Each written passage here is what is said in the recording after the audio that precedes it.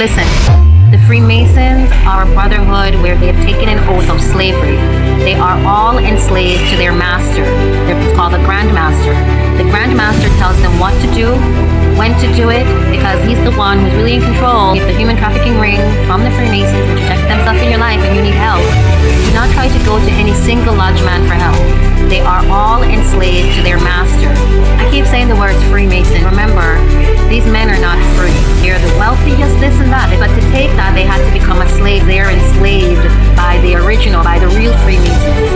The real Freemasons don't allow them into their part of the lodge. Freemasons are a low tier. They have very little power. They don't know any of the real stuff. They're there